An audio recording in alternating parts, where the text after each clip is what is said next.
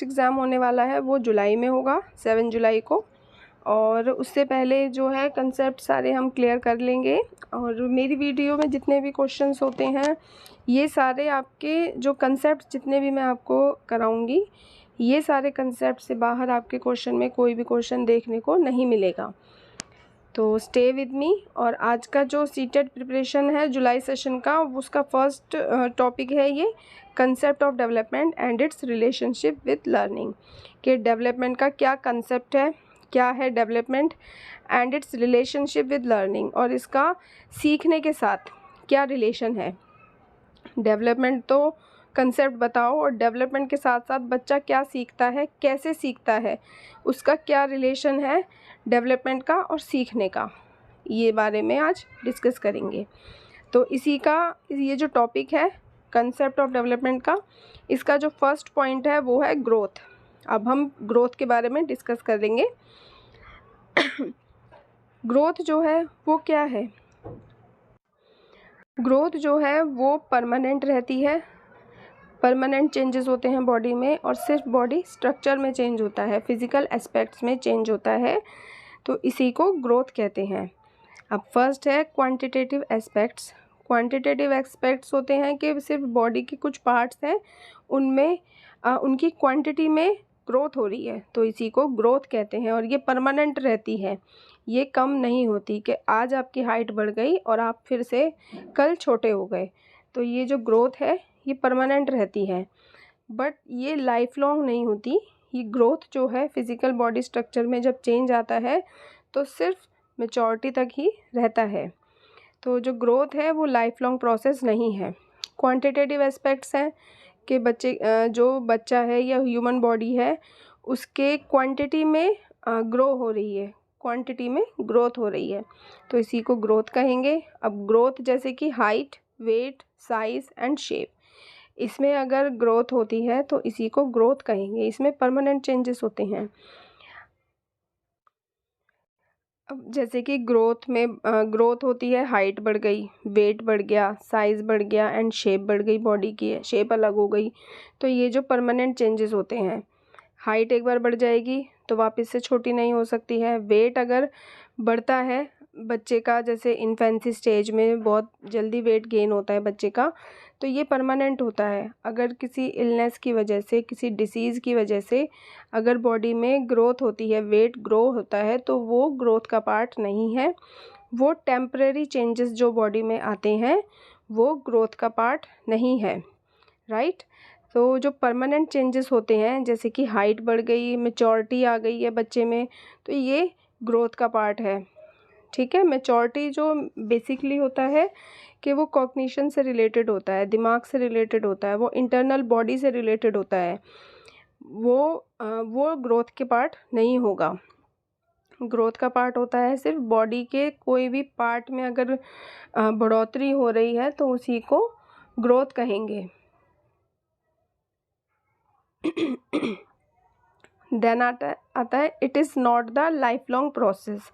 जैसा कि अभी बताया कि जो ग्रोथ है वो लाइफ लॉन्ग प्रोसेस नहीं है, ये सिर्फ मैच्योरिटी तक ही सीमित रहती है। एक बार मैच्योरिटी आ जाती है उसके बाद जो हाइट है बच्चे की वो स्टॉप हो जाती है, रुकना बंद हो जाती है। अब growth means that growth in different parts of our body. अब जैसा कि बताया इसमें जो बॉडी पार्ट्स हैं उनमें चेंजेस आते हैं, उनमें वो बढ़ते हैं, तो इसी को ग्रोथ कहेंगे। लाइक नेल्स बढ़ते जाते हैं, इनको काट लोगे फिर बढ़ जाएंगे, ऐसा तो नहीं है आज बढ़े और कल छोटे हो गए ऑटोमेटिकली। तो ये जो है ग्रोथ का पार्ट होता है। Different parts of our body के जो भी उनमें बढ़ोतरी होती है या वो बढ़ते हैं, तो इसी को ग्रोथ कहते हैं। ये टेम्परेरी नहीं होते, ये परमानेंट होते हैं। अगर किसी बीमारी की वजह से, ठीक है, तो अगर बॉडी स्ट्रक्चर में चेंजेस आते हैं तो वो टेम्परेरी चेंजेस हैं, वो परमानेंट चेंज नहीं है। अब growth takes place in the physical aspects only. Physical aspects में ही चेंजेस होते हैं तो वो ग्रोथ है, चाहे वो नेल्स हो, हेयर हो, वेट हो, हाइट हो, साइज़ हो, शेप हो बॉडी की। ठीक है। तो इनमें अगर बढ़ोतरी होगी तो वो ग्रोथ का पार्ट है, क्योंकि ये चीज़ें वापस से रिवर्स नहीं हो सकती। Growth goes on till the maturity तक ही ग्रोथ होती है बच्चे की हाइट में, और उसका जो मेंटल प्रोसेस है बच्चे का वो कंटिन्यू रहता है। तो ग्रोथ का कंसेप्ट यही था कि ग्रोथ में क्वांटिटिव एस्पेक्ट्स इंक्लूड होते हैं, like height, weight, size, shape. इनमें अगर ग्रोथ होती है तो इसी को ग्रोथ कहेंगे। ग्रोथ लाइफ लॉन्ग नहीं होती, मेचोरिटी तक रहती है। और सिर्फ बॉडी के पार्ट्स में अगर इंक्रीमेंट होता है तो उसी को ग्रोथ कहते हैं, और ये परमानेंट रहती है। किसी डिसीज़ की वजह से अगर बॉडी में के स्ट्रक्चर में या बॉडी के वेट में ग्रोथ होती है तो वो ग्रोथ का पार्ट नहीं होगा। ये टेम्परेरी चेंजेस जो आते हैं ये ग्रोथ का पार्ट नहीं होते। तो यही था ग्रोथ का कंसेप्ट। नेक्स्ट हम करेंगे डेवलपमेंट। ग्रोथ में फिज़िकल एस्पेक्ट्स इंक्लूड होते हैं, और डेवलपमेंट में जो इंटरनल बॉडी स्ट्रक्चर है वो भी, उसमें ग्रोथ भी शामिल होती है, और डेवलपमेंट में जो कॉग्निशन से रिलेटेड डेवलपमेंट है बच्चे का वो भी इंक्लूड होता है। अब इसका फर्स्ट है, it contains systematic change which lead an individual from dependency to autonomy. अब डेवलपमेंट का कंसेप्ट क्या कहता है कि एक सिस्टमैटिक चेंज है, एक सिस्टम के अकॉर्डिंग चलता है कि बच्चा पहले चलना सीखता है, ठीक है, फिर दौड़ना सीखता है। ऐसा तो नहीं है पहले दौड़ना सीख लिया बच्चे ने फिर चलना सीखा है। तो डेवलपमेंट जो है वो चाहे माइंड का हो या फिज़िकल का हो, तो वो सिस्टम से होता है। एक सिस्टम होता है उसका कि पहले बच्चा खड़ा होना सीखता है, फिर चलना सीखता है, फिर दौड़ना सीखता है, ठीक है। तो ये एक सिस्टम है। डेवलपमेंट जो है ये सिस्टमैटिक चेंज होते हैं बच्चे में, विच लीड्स एन इंडिविजुअल, जो कि एक इंडिविजुअल से रिलेटेड है, from dependency to autonomy. Dependency होता है स्वायत्तता से एक जो बच्चा है वो डिपेंडेंसी टू ऑटोनॉमी मतलब होता है बच्चे का कि वो डिपेंड रहता है, पहले तो डिपेंड रहता है किसी पे, और वो बाद में स्वायत्तता की तरफ चला जाता है, वो धीरे धीरे इंडिपेंडेंट हो जाता है। अब डिपेंडेंसी का मतलब होता है इन्फेंसी स्टेज। एक एग्जांपल के रूप में मैं बताऊं तो इन्फेंसी स्टेज जो होती है बच्चे की, उसमें बच्चा डिपेंड रहता है अपने केयर गिवर पर। तो उसमें जो डिपेंडेंसी स्टेज होती है, धीरे धीरे बच्चा साइन लैंग्वेज यूज़ करके अपनी बात को कह पाता है। मदर उसको अंडरस्टैंड करती हैं कि बच्चा क्या मांग रहा है, वो साइन लैंग्वेज यूज़ करता है, अदरवाइज़ वो रोकर बताएगा। तो उसकी जो डिपेंडेंसी है वो ऑटोनॉमी की तरफ जा रही है धीरे धीरे। फिर वो खुद से चीज़ें ले सकेगा, थोड़ा बड़ा होगा बच्चा तो वो खुद से चीज़ें ले सकेगा, खुद से वॉशरूम यूज़ कर पाएगा, खुद से खाना खा पाएगा, खुद से अपनी बात कह पाएगा। ऑटोनॉमी की तरफ जाता है बच्चा, तो डिपेंडेंसी टू ऑटोनॉमी जाता है। अब वॉर्म टू टॉम की अगर बात कहें तो बच्चे का जो डेवलपमेंट है वो गर्भ से स्टार्ट होता है और कहाँ तक रहता है, टॉम तक। टॉम मतलब लास्ट डे ऑफ लाइफ तक रहता है उसका। ग्रोथ जो है वो कंसेप्शन से स्टार्ट हो जाती है।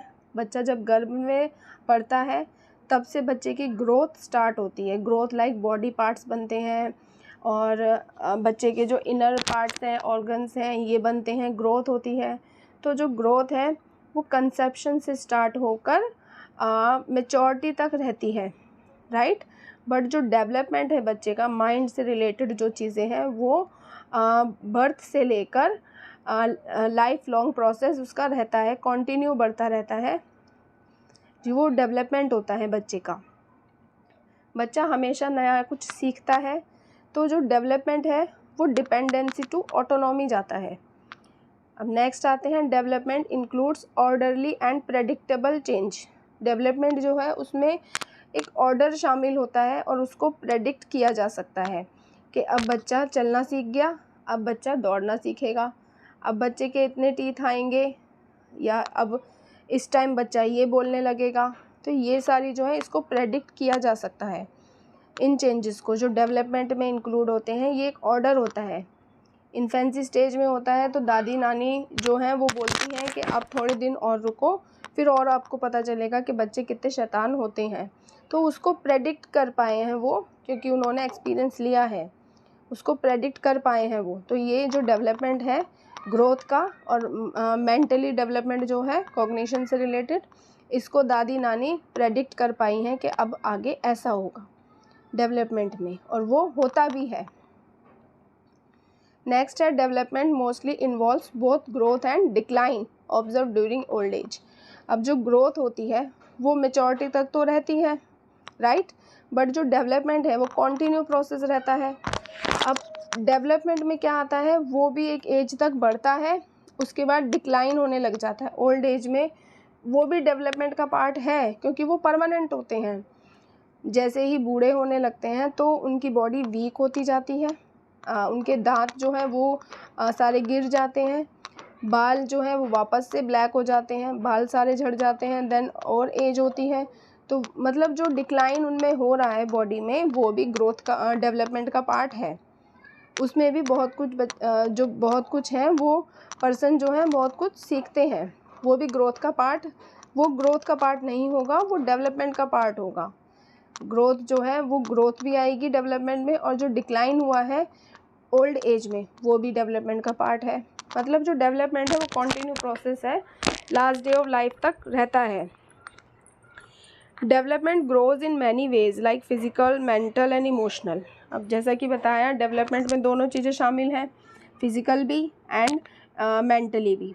अब मेंटली में उसको इमोशनल भी होता है, बच्चा इमोशंस बनते हैं बच्चे के, एंड उसका कॉग्निशन से रिलेटेड सारे वर्क होते हैं, बच्चा क्या सोचता है, कैसे बिहेव करता है, ये सारी चीज़ें इसमें इंक्लूड होती हैं।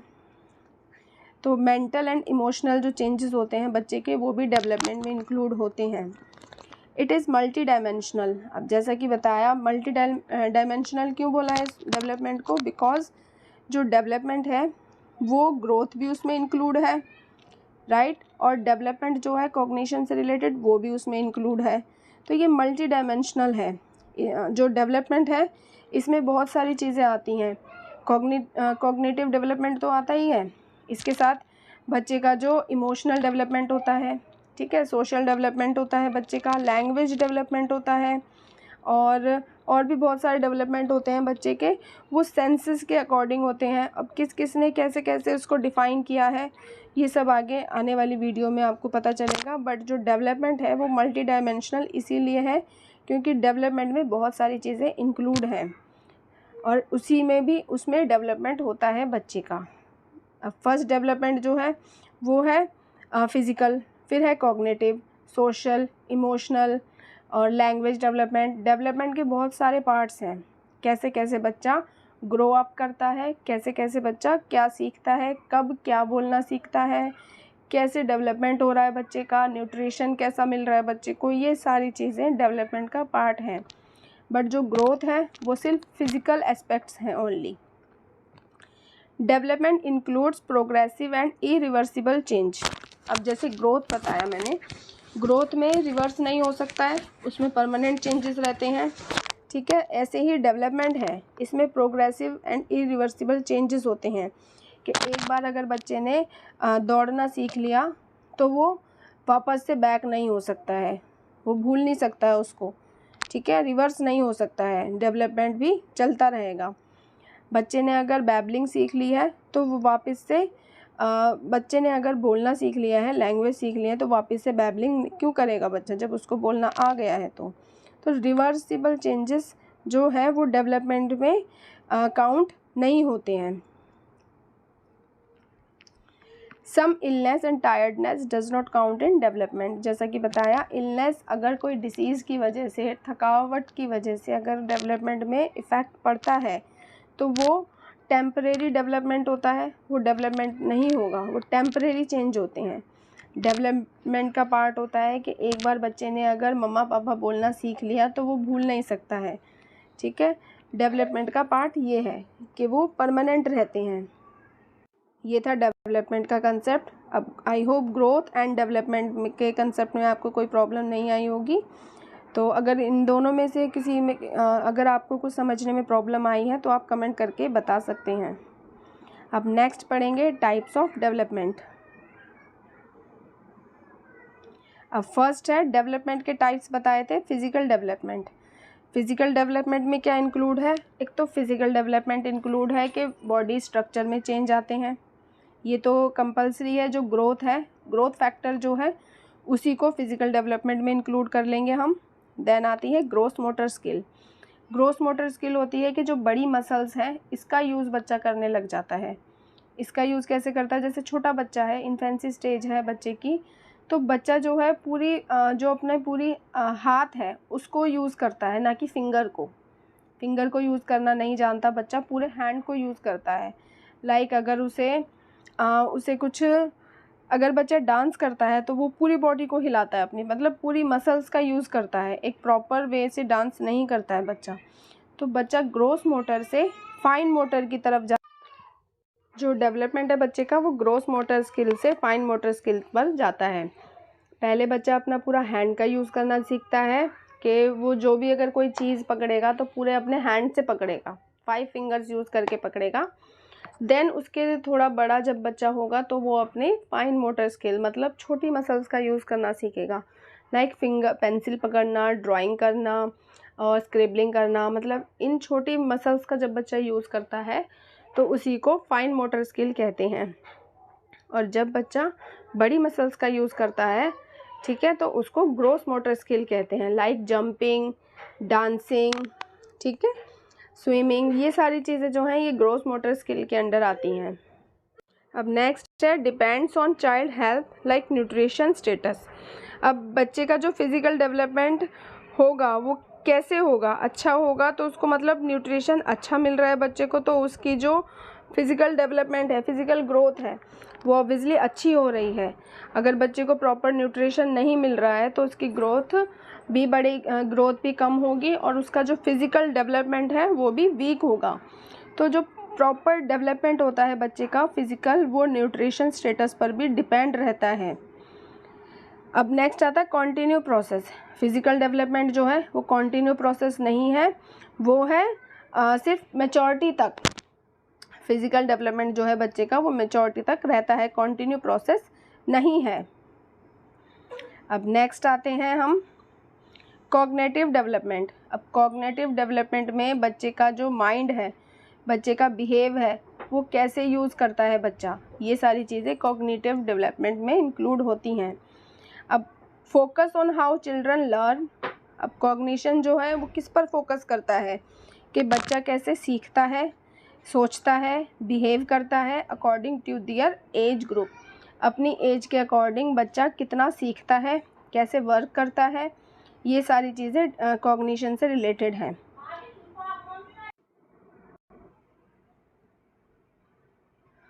तो कॉग्निटिव डेवलपमेंट जो है वो इसी चीज़ पर फोकस करता है कि बच्चा कैसे सीखता है, कैसे सोचता है, बिहेव कैसा करता है, किसी भी चीज़ को अपने दिमाग में कैसे स्टोर करता है बच्चा, कितना समझ पाता है और वो क्या बिहेव करता है किसी चीज़ पर, वो ही कॉग्निटिव डेवलपमेंट होता है।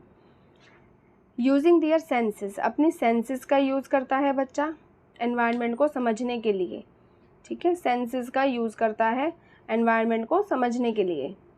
अगर बच्चे को भूख लगी है तो उसे पता है कि हाँ किचन में खाने को होगा, तो बच्चा अपने दिमाग का यूज़ किया, बच्चे ने अपनी सेंसेस का यूज़ किया और एनवायरनमेंट से इंटरेक्ट किया बच्चे ने, तो उसने किचन में जाके खाना खाया तो उसकी भूख भी मिटी। तो कहने का मतलब ये है कि अपनी सेंसेस के अकॉर्डिंग ही बच्चा एनवायरनमेंट से इंटरेक्ट करता है। नेक्स्ट है it also indicates to intelligence. अब ये जो कॉग्निटिव डेवलपमेंट है इसको इंटेलिजेंसी भी कह सकते हैं, इसको कहना गलत नहीं होगा, क्योंकि बच्चे का जो इंटेलिजेंस है वो अच्छा है या बुरा है। अच्छा है तो वो डेवलपमेंट है बच्चे का, ठीक है, और अगर डेवलपमेंट नहीं हो रहा है, बच्चे की एज तो बढ़ रही है, ग्रोथ जो है वो हो रही है कंटिन्यू, बट जो उसका कॉग्निटिव डेवलपमेंट है उसमें इंटेलिजेंसी नहीं बन रही है, तो ये डिक्लाइन होगा, राइट। ये परमानेंट तो होते हैं बट इसका कोई इफ़ेक्ट नहीं पड़ता है, बच्चा इंटेलिजेंट नहीं होता है। अगर इंटेलिजेंट बच्चा है तो उसका डेवलपमेंट अच्छा हो रहा है, ठीक है। नेक्स्ट है registering information in their mind. अपने माइंड में जो इंफॉर्मेशन है वो कैसे बच्चा रजिस्टर करता है और कितना समझ पाता है, कितना याद रख पाता है, ये सारी चीज़ें भी कॉग्निटिव डेवलपमेंट का पार्ट है। अब नेक्स्ट आता है सोशल एंड इमोशनल डेवलपमेंट।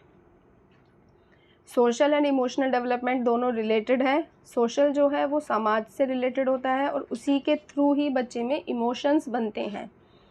अब फर्स्ट है family, friends, relatives, neighbours, custom, religion, ये सारी चीज़ें जो हैं ये सोसाइटी का पार्ट है और इनसे ही बच्चे के इमोशंस बनते हैं। बच्चा बोलना सीखता है, समझता है बच्चा कि ये हमारे कौन लगते हैं, ये हमारे चाचा हैं, चाची हैं, दादा हैं, दादी हैं, अंकल आंटी हैं, ये मेरे फ्रेंड्स हैं, ये मेरी टीचर हैं, डॉक्टर हैं, ये सारी चीज़ें बच्चे को समझ आने लग जाती हैं।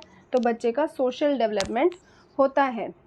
अब ये अर्ली चाइल्डहुड पे स्टार्ट हो जाता है बच्चे का, जब बच्चा 2.5 से 2 से लेकर 6 साल का बच्चा होता है अर्ली चाइल्डहुड एज पे, तो उस टाइम बच्चे का सोशल डेवलपमेंट होने लग जाता है। Starts from infancy stage. Infancy stage में इसलिए बोला है इसको क्योंकि सबसे पहले बच्चा फैमिली में रहता है और जब फैमिली में रहता है बच्चा तो उसे पता है कि ये मम्मा है, ये दादी हैं, ये पापा हैं, ये हैं चाचा हैं, ये नेबर्स हैं, ये हमारे अंकल आंटी हैं। बच्चे को जो इन्फेंसी स्टेज है उसमें ये सब पता चल जाता है, उसे अपने घर के बारे में, फैमिली के बारे में पता चल जाता है बच्चे को। इसीलिए उसका सोशल डेवलपमेंट जो है वो इन्फेंसी स्टेज से स्टार्ट हो जाता है। बट जब बच्चा 2 से 6 साल का होता है, अर्ली चाइल्डहुड एज पे जाता है, तब जाके वो बच्चा बाहर जाता है, स्कूल जाता है, अपने फ्रेंड्स के साथ बात करता है, वहीं खेलता है, तो उसका आगे का जो डेवलपमेंट है वो भी और अच्छा हो सकता है। Development social skills like sharing. Social skills में क्या आता है? Sharing, cooperation, patience etcetera. अब बच्चे में जो इमोशंस हैं वो भी बनते हैं। कैसे बनेंगे? बच्चा सोसाइटी में अगर रहेगा तो उसको शेयरिंग एंड केयरिंग ये तो परमानेंट सीखना पड़ेगा, बच्चे को सीखना चाहिए। कोऑपरेटिव बच्चा बनता है, बच्चे में पेशेंस आते हैं, ठीक है, तो ये भी social development and emotional development का पार्ट है। They interact with peer group and others.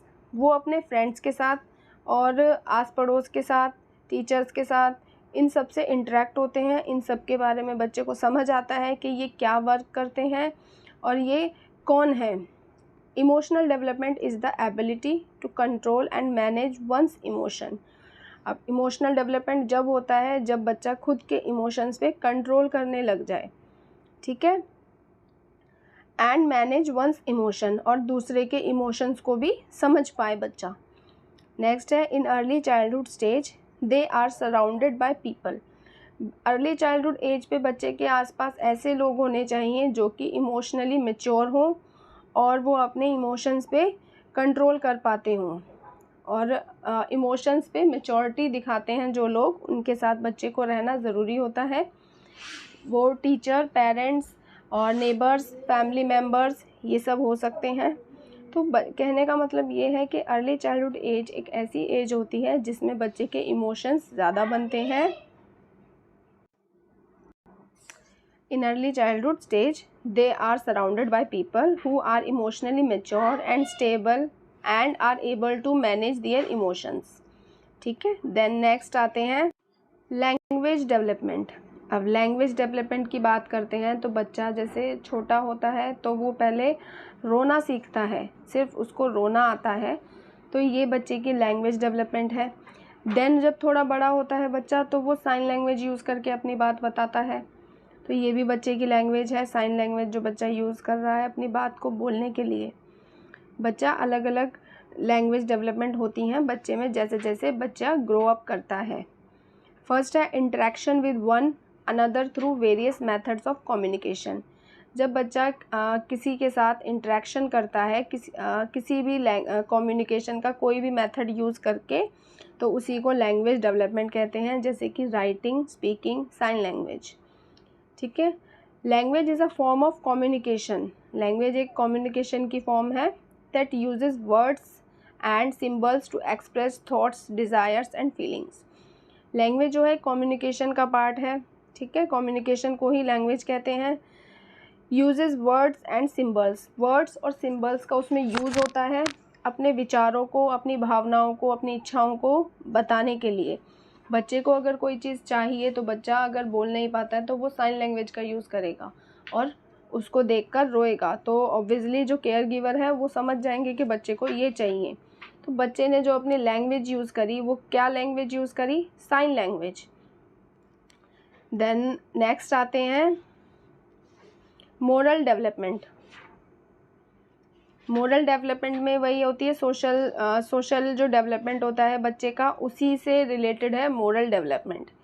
Deals with the ethics, norms and the value of conscience. अब बच्चे के जो एथिक्स बनते हैं कि मुझे मेरा वसूल जो है ये नहीं है कि मैं बुज़ुर्ग की सेवा ना करूं, ठीक है। बच्चे के एक एथिक्स बन जाते हैं, नॉर्म्स बन जाते हैं कि मुझे ये काम नहीं करना है, ये सिर्फ मेरी पर्सनैलिटी में ही है। द एबिलिटी टू जज एंड एक्ट मोरली, उसमें एबिलिटी आ जाती है बच्चे में किसी भी एक्शन को जज करने के लिए। उसमें मोरालिटी आ जाती है बच्चे में कि मुझे ये वर्क नहीं करना क्योंकि इस वर्क को करने से पब्लिक को या फैमिली को ये नुकसान होगा, ठीक है। तो बच्चे के में ये जजमेंट आ जाती है, एबिलिटी आ जाती है इसको जज करने की, अच्छा और बुरा। Children can not make moral judgment, बच्चे जो हैं वो मोरल जजमेंट नहीं ले पाते हैं until they achieve a certain level of cognitive maturity. Yes, बिल्कुल सही बात है। बच्चे जो है कॉग्निटिव मैच्योरिटी तक जब तक नहीं आते हैं तब तक बच्चे जो हैं वो मोरालिटी को जज नहीं कर पाते हैं, ठीक है।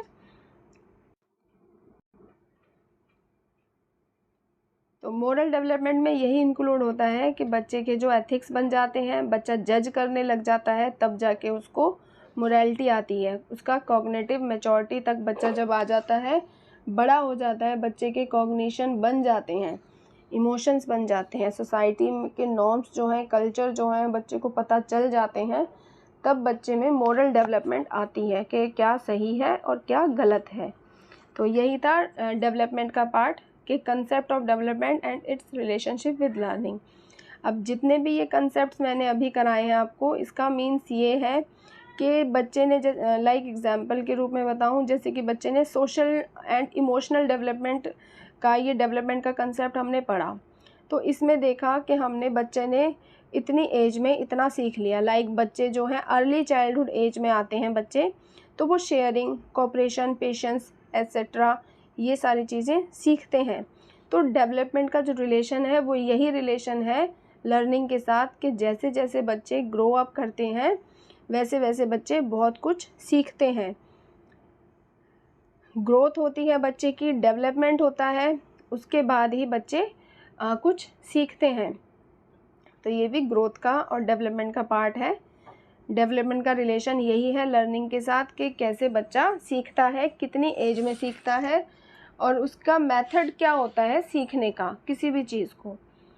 तो thanks for watching this video. अगर कोई डाउट लगता है तो please comment on my channel.